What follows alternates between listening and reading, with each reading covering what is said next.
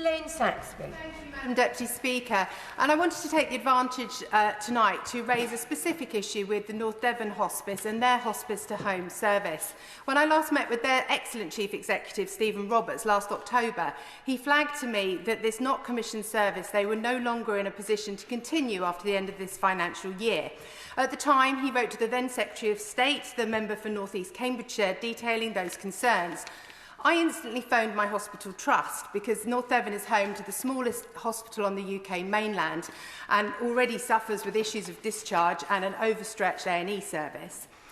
So in February, when I met with Dr Sarah Wollaston, the chair of the Devon Integrated Care Board, I asked about this service in February and was assured it was all fine and that the money was being found. When this debate was announced, and many thanks to my right honourable friend, the member for Cambridge, for Hastings and Rye and Darlington for securing this debate, I contacted him and said, I'd just like to check, this was right at the end of recess, that this is all okay. And he said, well, Celine, your email is timely. Because no, this is not okay. Despite having had endless meetings with my Integrated Care Board, he would like me to share with the House tonight some of the email that he sent back to the Integrated Care Board following a phone call with their new Chief Executive, saying, thank you for your time yesterday.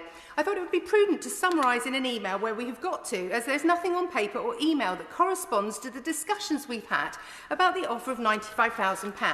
This is where we stand today.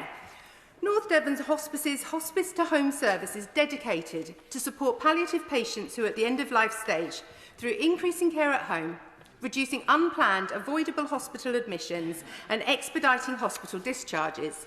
He goes on to detail the 15 staff that deliver this vital service, which costs just £495,000, and the North Devon Hospice charitable funds have covered for over the last decade. The Hospice asked for funding support of £157,000, which represents the same level of commissioning support as our bedded unit and community nursing team receive. The ICB had stated that they were willing to provide £95,000 as a one-off payment before the next commissioning review period.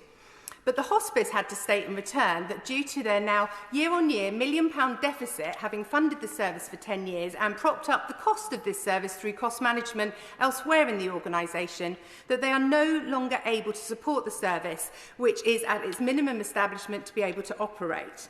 They have been advising the ICB of this for now 3 years. Well, my honourable friend is aware. I'm very grateful to my honourable friend for giving way, and she illustrates one of the biggest single challenges for hospices at home.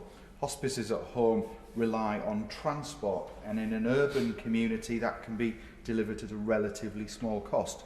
But in a deeply rural constituency like hers, those costs need to be met and addressed in order to deliver that care. Does she agree with me that those funding models need to address the cost of transport and travel in rural constituencies delivering a hospice at home? And I thank my honourable friend for his intervention, and I could not agree with him more that actually there are many elements of healthcare, but this is one in particular, that the rurality experienced by constituencies like mine is not fully represented in the funding settlements that are agreed. My hospice requested that the ICB find the additional £65,000 to get them through to the end of the year. The Chief Exec took it back to his board and to see if we could get that 7 months of cover through. However, it's now been through a full board meeting and consultation. They then, this is where my email to him came in, he finishes his email to say that he sincerely hopes the good faith that the ICB have asked of the hospice extends to Devon ICB's good faith in finding the extra £65,000. The email he sent to me at the end of recess continues, I met with the ICB Chief Exec and he asked for 8 more weeks to see if he can do something. No promises made. My board met last night where we agreed to wait for his response before making any decisions on the service. Therefore, any pressure you can apply would be greatly appreciated. The headline is, has it really come to the point where we have to beg for £62,000 to stop 32 people dying in an emergency room? That was 4 weeks ago. They've still heard nothing. And our ICB is also in special measures. And I do beg the Minister to intervene and see if we can help our much-loved hospice, as well as tackle the ever-growing issues we have with our Integrated Care Board back home in Devon. The Hospice to Home service is clearly hugely valued by families, and it ensures that loved ones can get to spend their final days at home, not in hospital. And it also helps North Devon's much loved, very small hospital and take the pressure off there as well. As it says across the shops back home in North Devon for our hospice, your life is a story and the ending matters.